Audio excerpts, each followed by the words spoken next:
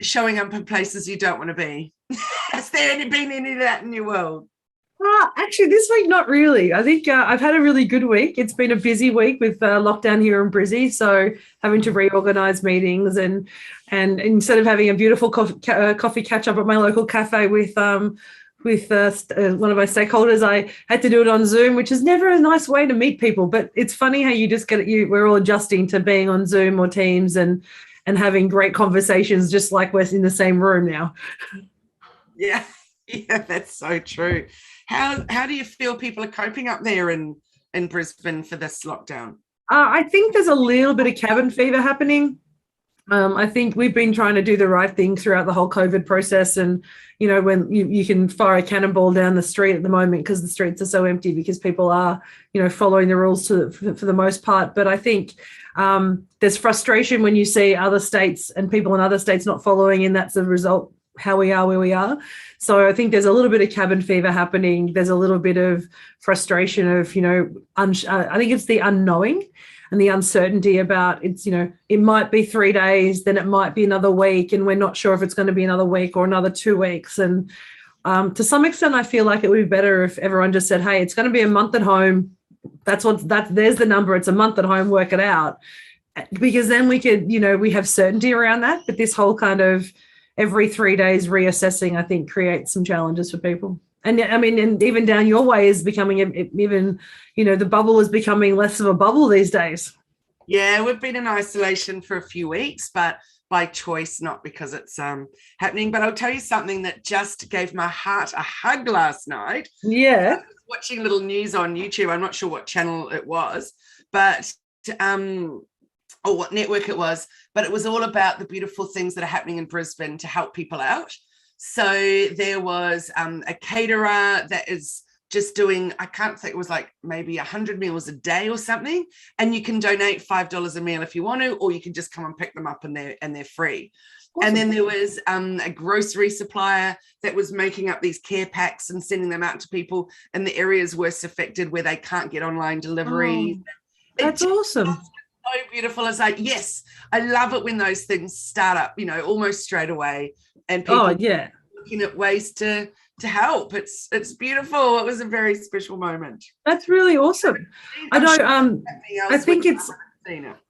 do think though, one thing that this whole process has done for us though is it's making us kind of recognize what community really is. And I think we before we kind of just do our own thing and you stay in your own space, and you've got already you're spread so thin across with Bangalore and all the different charities and around Northern Rivers that you do, but for a lot of people who don't have that community, who just go to work, do their family, do their thing, they don't think about the absence or the connection that they have with people. And I know with my gym, I train with my gym every morning, and that's my kind of, I do that for mental health and for kind of fitness and everything else. But not being able to go and do that kind of 5 a.m. catch up with everybody, even though I thought, do I really, is it about the community? And I'm realizing now, particularly this week, because it's become such a habit for me, not turning up and spending, an hour with 5, 10 or 20 other people is huge. Like, it's a massive impact to go, wow, community is actually really important. And I think that's the best thing that this is doing. It's making us recognize that, we can't live and do our things on our own. We need connection, and so finding cool ways to be connected, I think, is really important in this time. Totally. And last year at the beginning, of very, very beginning of COVID, when we all first went into lockdown, I was doing some courses for the local community college that were free for anyone to attend. And it was literally how to use Zoom. So all they had to do was actually get on. And then after that, I would teach them, how you can change where your stuff's positioned, how you can be, and then they would come with questions such as, I'm a minister in my local church, and how can I, reach people because they can no longer come to church and things like that. It was just amazing. So good. You and I work in this space all the time, but realizing for some people, barely probably even turn on a computer. So, trying to think what's ways that they can connect and what's ways that they can reach people who are not actually, predominantly people in that way. Ooh, I've got a client that I'm working with at the moment, and we're supposed to be running a beautiful big workshop around developing a program. And so we've got people from, Central Queensland who are not locked down versus the guys here in Southeast Queensland who are locked down. So we can't travel. They could travel here, but then they're in lockdown. Then they have to go into kind of isolation when they go home. So it's not tenable. And so we've been playing around with using Microsoft Teams and the whiteboard, that in the same way you can have Zoom has its whiteboard or its screen. In the Teams model, it actually can collaborate. Everybody on the call can collaborate in the whiteboard, kind of like a Stormboard or another type of activity where you can all put Post-it notes, you can all write, and we can actually collaborate and create almost a whiteboard traditional Post-it note facilitation workshop using Teams. So what's cool is that we're trying to find ways now to use the technology to leverage that connection. So we're not all taking our own notes, that we can actually, here's my Post-it note, here's my thought bubble, here's my thing.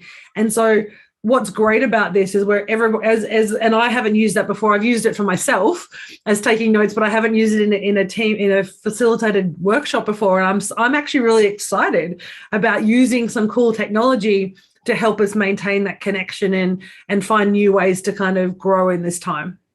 That's so fun. I never thought about that, of being able to all contribute to the whiteboard together. I love it. And you only get it as you can only download it as a PNG. But if you think about it, like, on a traditional whiteboard or flip chart paper, that you have to transcribe it later anyway. So you have that as a record of the conversation, and you can take notes. And I think they're the things that we need to, when we don't want to show up on Teams every day, they talk about places that we don't want to be.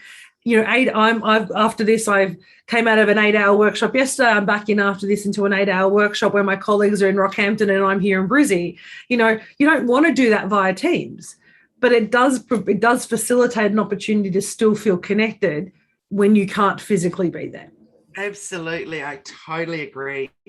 I think it's a really, really wonderful thing that people are now able to embrace it. And the fact that you're teaching people how to use the Zoom, which you said we just know because we've had to work it out to be able to run our business, but we forget. I forget that people just haven't used it. And that's still the case. So what about you? What are the places that you don't like hanging out, that you don't want to be and having to show up? Well, one of them is LinkedIn, for example. So LinkedIn, I know, is a really important platform. I know that it is powerful in many, many ways. I also think that I come with baggage of negativity around it, because in those early days, I really didn't like. I'll tell you what's it's even now. One of the things I just don't like about it is that I could have never met you, Jenni, and yet we've somehow connected on LinkedIn, which is fine. But then I can write you a recommendation and say that you got to tick all these boxes, and it gives me suggestions like, are you an amazing business consultant? Are you amazing at working with corporates and with entrepreneurs? And I'll go tick, tick, tick, tick, tick. I actually know nothing about you and your business. And I don't like that. And so in those early days, I was getting recommendations from people, and that was clearly they do for me and then I would do for them. But I don't like that game. It's like, no. But don't recommend me for something if you actually literally don't even know that about me. So that didn't feel very authentic to me, and that really put me off from the beginning. But the other thing is that I find it quite a clunky platform, and I find that, they introduced the business side of it a lot later. So the personal was the business, and I don't know, there's just something about it that I don't love. But I know I need to be there. So I try and be there at least once a week, minimum, and just hang out a little bit more in there. But I think the reality is, if it's a place that just doesn't feel right for you, it's tricky. It's tricky actually going, I'll make myself do it. That said, I really enjoy being in Facebook groups. So, and whether that's my personal groups or my business groups or whatever, I just love the learning and all that can go on. And it just feels a whole lot more authentic as opposed to like LinkedIn. What about for you? What's an example of one you love and one you don't, but that you still show up in? Yeah, I love it. These days I was a late adopter to Instagram, but I love Instagram. I'm not a scroller on any of the platforms, although there are people that I follow that I like to see and I watch particularly. But I love Instagram because I love the fact that it allows people, and for me particularly, I can showcase my brand in the fullness of my brand in a nice curated platform. Maybe it's my kind of structured need for like how things look that I love about it. I also love the bite-sized nature and the fact that you can either do really long-form posts, which a lot more people are doing, although some of them are getting a little bit too long on LinkedIn, on Instagram. But it's often just a bite-sized thing. And you and I are looking this morning at a couple of people, just a really cool quote and really quirky. So I love Instagram. LinkedIn I like. I like LinkedIn because it allows me to present thought bubbles. So I think of LinkedIn as a business thought bubble platform. So if I have something to do with business that I want people to think about or I want them to connect to me with, I use it as a thought bubble so it's like a mini blog. So I think of LinkedIn as a mini blog, whereas Facebook and Instagram is a little bit more fun and a little bit more, you can play around a little bit more, particularly in groups. I'm not a fan of Twitter because so I know Twitter for a lot of people is massive, but the idea of spending my whole time on Twitter doing these kind of short bursts of kind of continuous conversation and that kind of blow by blow discussion of what's happening in your world, to me, I just find like I can't even understand why you'd want to do it. Like I look at Twitter and go, I know it's great, and there are some people who thrive on Twitter, and it's great for those that short news cycles. And I've been in workshops where they've had like Twitter chats going, or tweets going. There you go. Can't even use the language, right? And it's great because like, oh, I love that quote that she said about this, and I love that. I'm like, but it's so quick and so fast. I don't have time to go back and look at conversations, and it's so fleeting. And does anyone actually really care what your thought bubble is right this second? Does it matter that I need to know what's happening every 5 seconds? And so for me, I struggle on Twitter. I love it so much, and I totally agree with you. I really do. Plus, it can be just so political, and I'm like, oh.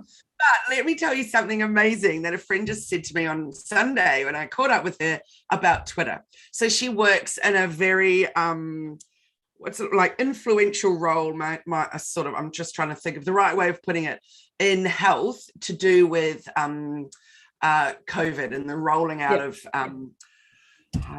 ways to protect us, et cetera, et cetera. Anyway, we were talking about that, and I said, and one friend was saying, I don't even look at the news. I don't read anything. I just don't want to know, it's too much. Another friend was like, well, another friend said, I watch at 11 a.m. every single day on the ABC. As soon as there's new things to share, I want to know about it. So we're all at these different stages of what we want to absorb, etc. I'm like, well, at night, I don't, because I can't get regular free-to-air TV. So I'll jump on YouTube and I'll watch whatever's latest that's just popped up or something. Yeah. So whether it's COVID related, whatever, it's just some latest news, but literally 5 minutes at most. So we're definitely all absorbing it in different ways. And and then we all looked at her because she's clearly the one, in a whole different, whatever to what we are. And she said, actually, I'm a Twitterer or a reader of Twitter, and that's where I get it all from. And she said, when you think of it like this, if you follow every country's main news source, to do with COVID, or every country that you really want to know about with what's happening, and particularly, Australia, etc.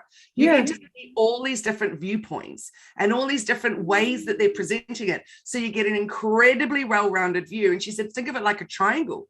So I'm getting the extreme left, the extreme right, and then what's happening over here, and it's all coming around. But she said also they all share each other's stuff.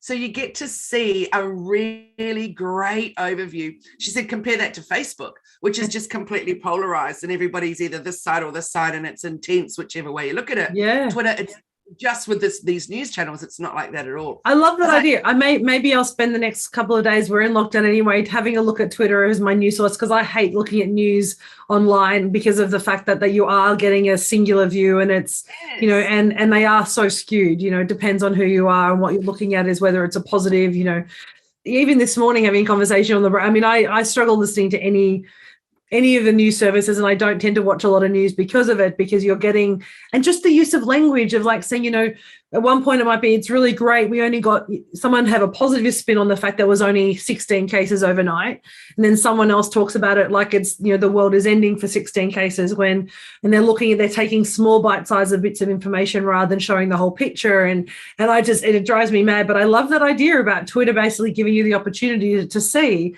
the whole picture, because you're only getting the bite size each time. Yeah, and the Very sharing cool. that you're doing of each other. I thought that Yeah. was really fascinating. So yeah, jump on there and form your own triangle of news. And So I have a question for you. In the old days, because we still have a lot of people who do it, networking events. yeah. So people think I'm an extrovert, and I'm kind of a little bit extroverted, but I call myself a highly functioning introvert because I love having people and I love connections, but I like it on my own terms. I like to be able to show up when I want to show up and, skulk away when I want to. So it's very much about making, and I need a lot of time to recharge. I like my evenings. I like my time, my downtime, so I can recharge. And so when I go to a networking event, I find that whole kind of need to be on for 45 minutes or 3 hours, depending on what the event is to be so exhausting. And you kind of want to find that one or two people that you love and like, they're my people for the whole evening. I've networked. I found two people. Yes. So how do you find, because I know a lot of people that I talk to still struggle with networking events. That kind of walking into the room, you don't know anybody. Do you have a name tag on? Do you not have a name tag on? Do you take business cards? Do you not take business cards? Like how do you find those? Yeah, that's such a good thing, especially around the idea of how do you show up when you don't want to, because I never had thought about going to a networking event in my life. It hadn't crossed my mind. And then about 12 years ago, I was invited to be a speaker at our local women's networking event. And so never having been to one, I was like, well, that'd be interesting. They'll clearly want a demonstration of my products. So I rock up ready to do a demonstration and they're like, well, that was great. Thank you. Now tell us all about you. So I was like, oh, okay then. So it was really fascinating. Like clearly I hadn't done my homework, had I? And about what these were even about. Anyway, it was amazing. And then so many people connected with me and wanted to buy my products. So that was cool. But then they were just like, it's incredible what you do. And what's fascinating is that they said what I hadn't really thought about before is that what was incredible is the story behind why I did what I did and how I actually managed to do it with all the other things that were going on behind my stuff. So that was a really good eye-opener to me in terms of, okay, so it's not just about what you do, it's why you do it. Your why, your how, and all those kinds of things. And that's what people are fascinated about. So yes, they were fascinated about the products, but they were way more fascinated with the story behind the products. So, but, fast forward, I then joined the committee, of course, and then evolved it and, then did my own thing with the, meetup group, etc. So you'll notice that I call it a meetup group and not a networking group, because for starters, I think the word networking kind of makes me cringe the same way the word sales does. It's kind of like, immediately I think there's expectations on me for turning up or for the people turning up, etc. Also, I just want it to be a friendly group. And I'm exactly like you. I'll find one or two people that I like, have a chat with, and I'm like, yes, I've won. That's great. But when I was on the committee for this in-person networking group, it was actually a really good thing for me because I had to do what I didn't like, which was to go around each person at the beginning when everyone's mingling. So I wasn't on the door. We had, people so we had a lot of volunteers, but at least 7 at a time in our group. Wow. And it was brilliant because, people could do the jobs that they were comfortable with. But from time to time, I would get put on the MC role, which I never liked doing, but I got better and better and better at that. So that was good. And then sometimes I got put on the role where I'd have to go around and particularly for people that we knew and, introduce myself and then introduce them to someone else, which was super awesome because what I found, and I've been to a lot of networking events since then of many different types, is that when you rock up and nobody does that for you, how awkward is that? Wouldn't you rather just leave? It's like, I don't come here to be a wallflower and sit in the corner. And you're all so cliquey that I don't know how to fit in with all of this and I don't like it. So I'm very, very conscious of doing what I like is what I want to do for others. Yeah. What makes me comfortable. So it's a funny thing about showing up and how you show up. And I think as soon as we can take away the word networking, it feels like we're actually there to make connections. Yeah, I love that. I love that change, and I completely agree with you. And I think that's probably why you and I connected so easily on the first one. On the first time we connected is because we had similar values and we had the similar intention around what we wanted to be there for. But I love that piece about it's the why. And I think that's when we talk about how do you do something when you don't want to be there, no matter what it is, how you show up somewhere because you have to, or how do you do a task when you you don't want to do it, but you have to. How do you do homework when you don't want to have to, right? All those things, it comes down to that why, isn't it? Understanding what's the reason I'm here and really connecting with, well, I know if I turn up and I have a conversation, or I know if I turn up and share my story, it's going to make an impact, or it's going to help people understand what I do, or it's going to help people understand what this whole thing is about. So I think that I love that connection of saying, if I know why I'm doing it and why I'm turning up, you can get past the slight uncomfortability or the slight awkwardness about not being there. And that's the same with social media, isn't it? I mean, when you and I met, two years ago, I hated social media. I used social media. I was, barely on it, because for me, it was back in the day when people were using it purely to post their sandwiches every day, or what they were drinking at lunch, or, what they, at the moment, lots of people, I don't know, focus on their food prep. And that's awesome for you. That's brilliant. Love that. That's what makes you happy. But for me, I've struggled with connecting with it. But now I understand it's a really important way that, particularly in these times, that for me to be able to connect with people. And so knowing where the people I want to hang out, knowing the platforms I want to hang out with and invite people to come and find me there, helps me actually feel okay. And I actually enjoy my 30 minutes a day that I spend. I limit my time on it because I don't want to go down that kind of the vortex of social media vortex where you can spend hours looking through stuff. And so for me, it's that connection with, I understand the value, what it's giving me, and therefore I can, go through the motions that I need to. That's so good. And it's so true. Why am I on social media? What's my why about being here? And not even about what you post, about what you're spending your time. What's your intention of what are you looking at? I had a terrible scenario last night where I went down a rabbit hole, and because I was just caught this little video, and next thing I'm watching this whole family's lives on their video posts, and probably an hour had passed. It was really late and I couldn't sleep, and then I was annoyed with myself. I was like, Kylie, why do you even care? And I got very invested. Isn't that Gogglebox was invented?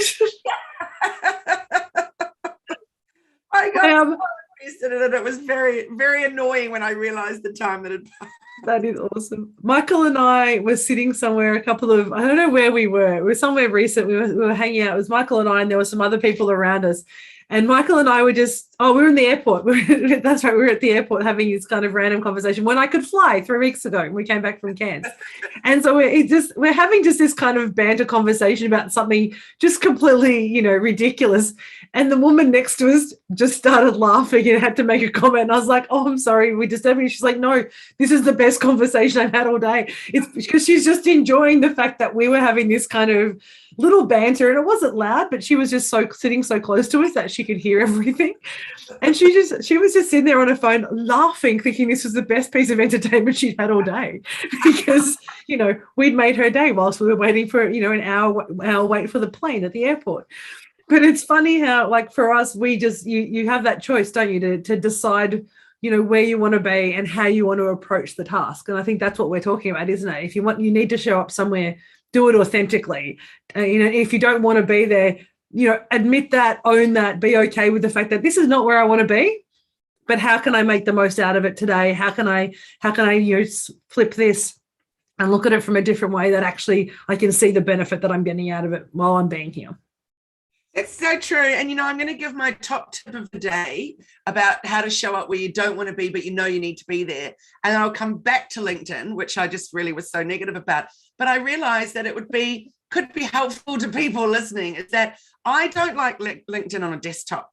I find it's messy. I find I get distracted and I just don't like it. Yep. But LinkedIn on your phone is actually so much more basic and simple. Yeah, it is. You're not distracted by all the extra palaver going on. And it's more of just a friendly news feed. So that's my top tip, is actually when you've got to do something, find a version of it that's a little more manageable. I love that. Actually, I've just had that. I just had that conversation, not about social media, but Airtable. You know how much we love Airtable. I love Airtable on a desktop, but I've got a client who doesn't like his desktop and lives on his mobile phone. So we've actually got him set up, and he's using Airtable now on a regular basis because it's on his phone, and he finds it so much easier to add his images and do what he needs to do for his project, because we're using it for project mapping rather than for social media. And so he finds that he's now wanting to actually engage and do his action lists and do his priority list, because he can carry it with him, and he knows, he can interact on it so much better. So I love that tip. Find a platform or find a way that you can interact it that works for you. That is the best tip. Yeah, and I say the same thing to people about Pinterest, because everybody should be using Pinterest. Even if okay, we need to have a conversation about Pinterest. I think. That should be our next week. Could be Pinterest and why it's so important for business. Maybe we'll do like a little bite-sized masterclass on Pinterest. But what I like to talk about is not even thinking of it as a social media channel for your own business. Like, not at all. Use it for research. Use it as a search engine. It's just amazing. And mine will just be shoes. Yeah, there you go. And they can be private boards. So nobody even knows what you're doing there if you're doing it under your business account or whatever. But it's so good, especially on your phone. For people that are like, oh, I don't even know what would I do with it? What do I need it for, et cetera, et cetera. So like, pick something like, for you, shoes, set up a little private board or a secret board, jump on your phone and start collecting things in there. And you'll really find it fun, like really, really fun. So maybe I love that challenge for the week, and then we can talk Pinterest next week. I can do that. I actually, having said that, I have used Pinterest with my clients when I'm asking them to send inspiration images that they want to use for their content when we're creating PDFs or when we're creating programs. I get them to send me Pinterest boards from their perspective, because that's what they use to show me who they want to show up as, and what does that theme look like, and what are the images that resonate with them. So I have used it from that perspective. I just kind of go, I don't know how to, but that's my challenge for the week. I love that. Yay, me too. And maybe for yours is to show up more than once on LinkedIn this week and have 3 posts on LinkedIn and just start to love it, and just think of it like thought bubbles. I think of LinkedIn as mini blogs to share with people how that you're good at what you do and elevate you in that business world. It's just to say, hello, I'm here. If you're looking for someone who can do this on a really professional level and elevates your business, that's what I like LinkedIn about, because for me, it's a slightly different bar. And there is still some kind of separation between, are you on Facebook or you're on LinkedIn? And it's completely, people are on both. So let's face it. People say, like, I'm only on LinkedIn. No, you're on Facebook too. You're just maybe not using it for your business, but you're on there, right? And if you got on a LinkedIn profile, like even Michael's created a LinkedIn profile because he knows as he starts to develop, as he grows, he needs to sort of show up a little bit. Now, he may not be posting very often, but he's there so people can find him there. It's also really good for SEO. I've discovered LinkedIn. Google loves LinkedIn. So if you've got a LinkedIn profile and someone types in something to do with your business name, LinkedIn is one of the first links that will come up if they're typing in your name or your business name. That's so true. All social channels are good for that. So yeah, very true. Social channels for your business is crazy. Very much so. I still find businesses that have no website, no social media presence, and I'm like, do you even exist? I was like, how do you even exist? Like, yeah. You need that at least. If you don't want to build a website, build a Google My Website. Go to Google and use the Google website, get a Google My Business, do it for free, set it up easily. At least then Google will start to love you a little bit more, and they'll actually start to show up when you do searches about you. So that's my tip for the day. If you don't want to be on social media, if you don't want to be online, just start with something really simple like Google My Business and a Google website for free, and get yourself out there, because it will make a massive difference to people being able to find you. I'm 100% with you there, Jenni. Absolutely. So let's chat Pinterest next week. I look forward to that. Thank you for that, chat. That's fun. So I think the tip that we have today is, if you have to be somewhere where you don't want to be, think about why you want to do it. Make sure you're doing it authentically, and find a way to actually do it that you enjoy, or that makes it fun for you. So if it's on your mobile, if it's on your desktop, if it's, organizing a conversation like this with someone, saying, hey, let's share some stories or some ideas because you don't want to be on YouTube, something like that. I think that's a really great tip. So find a way to use it for you that works best and fits into the way you like to work. Yay. Love it. Now, how can people get in touch with you, Jenni? Best way to find me on Instagram, as we just said, or Facebook on @ElephantInTheRoomAU. From there, you can find my LinkedIn profile, you can find websites, and you can connect directly with me. And Kylie, how about you? Hellomedia.team, the website, the Instagram, YouTube. The only one that's different is Facebook, which is hellomedia.dreamteam. So I would love to connect with you, join our Facebook group and hang out. Yeah. And we will see you next week for a Pinterest discussion about why it's so good for your business and also just for fun. Yeah, absolutely. I think you've got to enjoy it for fun first before and really just start investigating. And I'll be showing you my Air Force One Pinterest board. Yay! I look forward to it. All right. Have a wonderful week. Thanks. Have a great week, Kylie. See you later.